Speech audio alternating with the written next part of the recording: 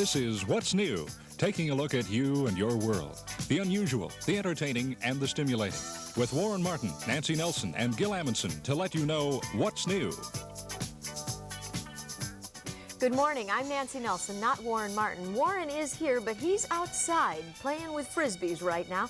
We'll be going out for a remote later on in the show, and he's going to have dogs out there. There are handicapped people very involved in frisbee competition, and I think he fancies himself as pretty special in it as well. We're going to talk with Nancy Gibson, a wonderful lady from the Minnesota Zoological Garden. She's brought along some critters, some with feathers, some with a little fuzz on them, and hopefully we'll educate you about them a little bit. We're also going to take a look at some eyeglass fashion wear. Since so many of us wear glasses either all of the time or part of the time, and women are concerned about how their eyes look under them, we're going to show you some tips on makeup underneath eyeglasses. And of course, remaining in the news, the Republican convention, and Gil Amundsen is here to update us. Good morning, Gil. Thank you, Nancy. Good morning. We'll get to that in just a second. Sunny and warm is the kind of day the Twin Cities will have today with a high near 90. It's 80 right now, and more on that a bit later.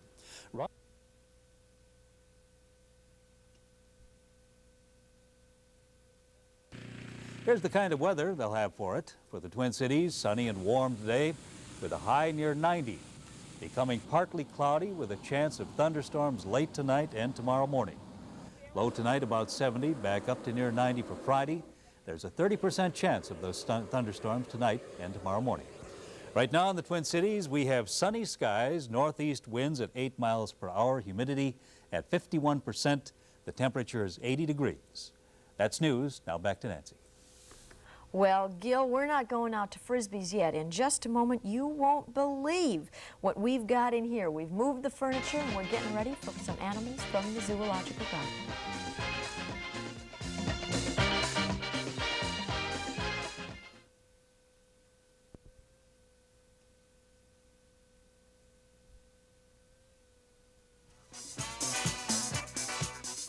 Well, you're already watching, aren't you? That's called back-to-back yourself. Nancy Gibson is here. She is wonderful, but the place she works is too. Nancy's the Public Relations Director at the Minnesota Zoological Garden. And you work in Fantasyland. It's grand out there, Nance. It is grand, and I certainly do enjoy my job. She's brought along today an animal that most of us, an insect, isn't it? Yes, it is an insect. Are afraid of, and perhaps we should be, but we should also know something about it. What are you holding? This is a tarantula. It's one of the largest species of spiders and a nocturnal animal, and has quite an interesting lifestyle. It's certainly not something you'd normally see at a zoo, especially in a touch and feel lab. And in fact, people can come in and touch this. Now, if I were to touch her, we know it's a female. Females are larger than the males. I'm going to pick her up, which is a real experience. Okay.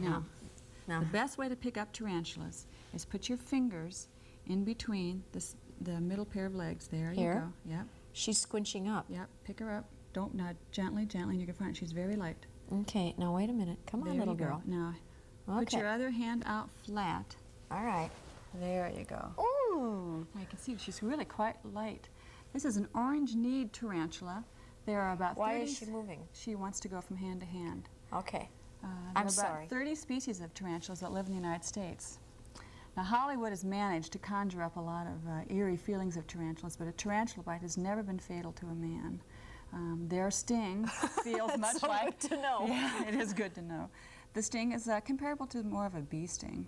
Now, where are her eyes, Nancy? Okay, because she looks all fuzzy. You can't see that well. She is fuzzy, and she also uses this fuzz as a protective defense. Her eyes are right here. Can you see this? Okay. Right. There are 8 sets of eyes, and those 8 eyes can only see a few inches. And it's quite an amazing body. This back part here contains all the internal organs, and up here is the central brain system and some of the circulatory system. And an amazing fact is the fact that they have blood pressure the same as humans. They do? Yeah. What kinds of things, where are they found? They're found in the United States. They're found in the southwestern U.S. And tarantulas live 10 to 12 years. Most tarantulas only live a year. I'm going to put her away, Nancy, because we have another friend in that blue box that we're going to take out. But let's show them because it's been spring at the zoo. There's some babies. Lots of babies. All right. Well, of course, you're very excited about the birth of the clouded leopards, and I know we're going to get to see them in a moment as I put our girl down here. Here you go, kiddo. Okay. Okay. Now pick it up again. Pick her up again. She Yep. won't look at Nancy what we have here. Okay. We've had a very successful year at the zoo. We've had over 400 births. And that first one we saw were the spotted leopards. And now we're looking at the Siberian tigers. The Siberian tigers were naturally reared. Are they an endangered species, They Nancy? are an endangered species, and this was a first-time mother, so we were just thrilled that she was raising and doing such a good job. You saw those jaws start to come along. That's a very natural rearing reaction, and that's how she moves her cubs around. If you hear some flapping around, it's because while we're looking at these beautiful babies, we're getting a feathered friend out here That's live in the right. studio. Now, will these young go into the wild with her, Nancy? Yes, they into will the go. wild, They will go into into your our wild exhibit. area. And this is a muskox. We look. had our first little male muskox born, and he's about 3 days old when he's right here in this picture. Look at the wobbly. I'll Yeah. tell you, I had not ever been close to muskox. They're magnificent. They are magnificent. Actually, quite ferocious animals. And but I was. Look at Nancy. You come back to this glorious creature, and Isn't this this is gorgeous? This is a male red-tailed hawk. He was given to the zoo a couple years ago when a construction team found an abandoned nest. And you can see he's really got his wings spread now. This is the first time on the TV set, so these lights are a little startling to him. Are red-tailed hawks common in this area? They're very. Whoa, come on back. Yes. Now, people should know that did not hurt him. No, He this has is a on baby. jesses, He has on Nancy. jesses, and I have a leash on him. And he's just a little startled. Now, if I bring him a little closer to me, he's sort of, come on down now. There. Bring your wings down. They're very common in Minnesota. They're also known as chicken hawks, but very rarely do they kill chickens. And because they are so common, unlike the bald eagle, which is endangered, they are among the most abused of the birds of prey. It's common Yes. for people to catch them when they take them out of a nest as That's young right. and cut That's off their right. wings so they can't fly and You're things right. like that. One of the reasons I brought this bird on is that the zoo is presently having a bird show called Winging It at the Zoo. And one of the birds that Steve Martin uses is a red-tailed hawk. He has it swooping down off the solar exhibit. And what he does is show all the natural behavior of these beautiful birds of prey. It's supposed to be a wonderful exhibit. As a matter of fact, What's New intends to head on out there with our cameras so that you at home can see what a wonderful exhibit it is. We remind you constantly to drop into the Minnesota Zoological Garden. It's a happy few hours always. And Nancy Oh, Gibson, yeah. I hope you're going to be back often. Oh, I sure hope so. Nice I'd like to see you. Thank Nice you. to see you. Thank you. We'll be right back. There's a lot more ahead on What's New.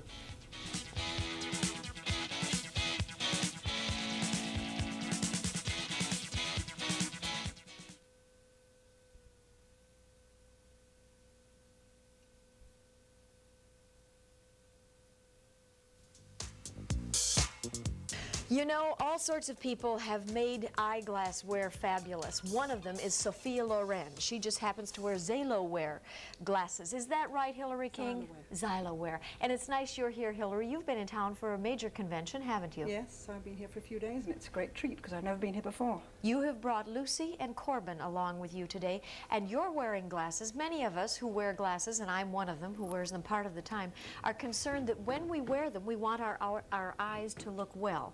And there are some makeup hints, aren't there?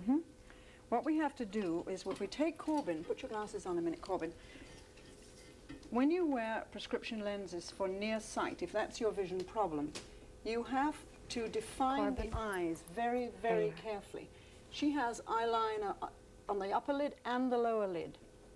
And she has quite a lot of eye color, and she has very defined brows as well. If you can see how these frames fit the wing of the eye, and they're very pretty on her. May we She take has- that off just a moment to show them? Corbin, take them off again, and we can see exactly, if you close your eye, here's the liner and the color you were talking about, and the flare of the brow. And that very careful mascara, because if you have any kind of mascara that's not absolutely clean and pure, it will mess up the lenses for one thing, and also it will look very untidy.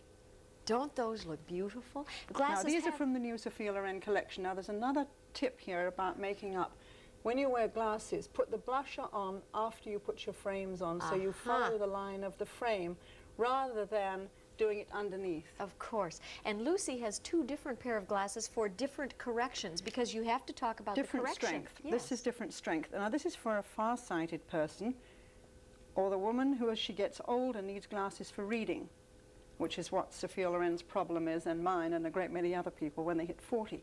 Now, this is not very strong, but the magnification of her eyes is enormous. If you can see that on camera, what happens to her eyes because of the magnifying lens, which she needs for reading. So here we've softened her makeup. It's very soft indeed. There is no eyeliner used at all. It's very gentle. The mascara is very simple, and the coloring is very soft and subtle. It's only beiges and greens. Now, if you change over and you put the magnifying, now put this one on. I just want to show the contrast here. Put this one, which is a magnification, on that makeup and see what happens. Okay, I think we'll be back over here again. Oh my, yes. You see how much it is? It's much too strong. Much too strong. So if we take this off of Corbin and put it on Lucy, we'll have the proper look. Right. It is very important as you're wearing glasses, and glasses have become high fashion, to wear the proper makeup with them. Hillary King knows all about that. Lucy and Corbin, we're glad you were with us today from Xyloware. Xyloware. Xyloware. I'll never say it right. Xyloware. So if it's good enough for Sophia Loren, it's good enough for us. You bet. Thank you very much. And in a moment, Warren's going to play Frisbee. We'll be right back.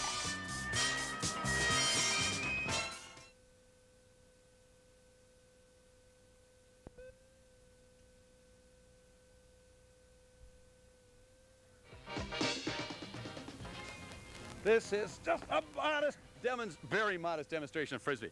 Hey, it's good to have you out here. And delighted to welcome out here the 1979 world champion of self-caught flight. This is Jim Chows. How are you doing today, Jim? Pretty good, Warren. Frisbee's come a long way since we first started with this thing as a backyard toy. It sure has. It was about 25 years ago that the Frisbee first came out. One great thing about it, it's absolutely not discriminatory against anybody, regardless of age or sex or anything else, right? That's right. It's more finesse and technique than power and strength, so anybody can play, all ages. We've got a couple of freestyle people here who placed very, very high nationally in the World Championships. Can we get these two gentlemen to come over here? Steve and Eric, why don't you do your bet for us right over here? And perhaps you can tell us a little bit. Gentlemen, can we get you to line up over here and give us a little sample of what it was you were warming up with here? Steve Hubbard from the Twin Cities area, he placed 5th in the world freestyle. Eric Wooten from Washington, D.C. Placed 3rd. And so they are obviously very accomplished Frisbee players. Mm-hmm. Go ahead, Steve gentlemen. Go ahead. Steve is, again, from the Twin City area. There's Eric. He's from Washington, D.C. They're doing some nail delays right now. As you can see, the freestyle is any way to throw and catch and make the move that you possibly can. You tip it. You always want to have control of the Frisbee. There's a nice catch by Steve. Okay. Steve is a former gymnast, and you can see his abilities in moving around. As these two gentlemen keep rolling here, let's also introduce John Balsrud, who holds the record from a wheelchair for the distance. John, can you come on in here and give us a little sample of how you do this effort?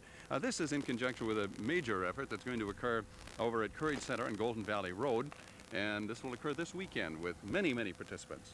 Right, we're doing a benefit for the Courage Center with the national tournament. Mm-hmm. We're going to have a special contest that will raise money for the Courage Center, and right behind us, we have a hoop. Okay. Okay. And John will demonstrate. We'll step out of the way here and okay. let John have a go at that. John will demonstrate what the spectators will be able to do when they come out to the tournament this weekend.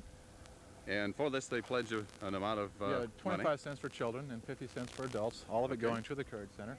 Give her a go. The speed accuracy contest. 1, 2, and you fire 3, as many through as possible 4, in a period of 10 seconds. 5, and we've got some real nice prizes. 8, 9, a bouncer. Okay. That's not bad. 8 out of 9. There's number 9 out of 10. Okay. We got one more thing we'd like to show you, and that's Critter. Where's Critter? Okay. Critter, we're not disturbing you over there, are we, partner? Oh yeah. He's moderately busy, but okay. Along with Critter, we have Doug Kaufman as the owner. Okay. And we're going to have a special Frisbee dog catching exhibition. Go ahead, Johnny. Let's see what Critter can do here. This will be Saturday at Fort Snelling State Park. Up, Critter. Oh, good catch. This is a sophisticated sport in itself. They get a number of points depending on how many feet are off the ground at a given moment. That's right. There is a specific competition for dogs. Okay. We're just having an exhibition this weekend. You can come out and see some of the finest dogs in the area, catch the Frisbee. Okay. That'll be 5 o'clock on Saturday at Fort Snelling Polo Grounds. Okay. See, this is going to amaze you because you didn't anticipate this at all, but I want you to know that all this time I've really been playing a ringer on it because actually I'm a member in good standing of the International Frisbee Association right there. What do you think of that? Are you impressed? Oh, very impressed. It's great to have you all out here at the stage. Thanks, gentlemen. I know you're going to have a great time over at Courage Center. And then, of course, the giant frisbees in the air as well. Tell us about that one. Well, the name of our tournament is the Sky of 10,000 Frisbees. And on Sunday, out at Lake Nokomis Park, we get everybody out on the field, and we do 1, 2, 3, throw. And we get a sky of about 1,000 Frisbees last year. We're wanting to get more people out this year so we can get the sky of 10,000 Frisbees. Okay. You have a side, well, it's probably maybe a full-time job as well, Steve, and that's your operation now called Frisbee Golf, sometimes known as Folf, I think, isn't it? That's right. How does that work? Well, we have golf courses set up here in the Twin Cities, and there's a designated tee area. There's a target that you throw at, and we've got a course in Bloomington, one in New Brighton, one up in Buck Hill. It's a very popular game, and anybody can play. It's free. Okay. What's the most complicated Frisbee throw there is? Well, there are a number of different throws, different ways to grip it. There's the backhand grip, there's the overhand grip, there's the thumb grip. There are a lot of different ways to throw the Frisbee. That's what makes it such a dynamic sport.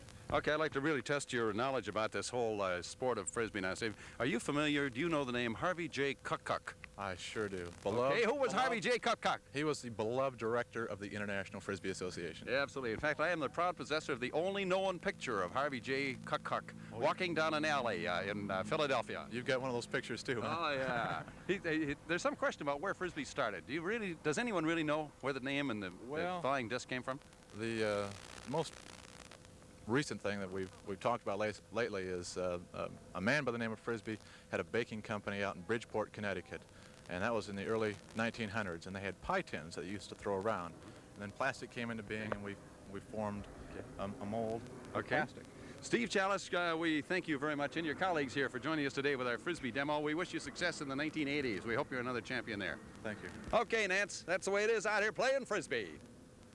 Warren, I think you were fabulous. Do you know Nancy tells me that a red-tailed hawk can recognize a human being 6 miles away? You should play Frisbee. We'll be back tomorrow with the Legend of the Lone Ranger. Have a good day.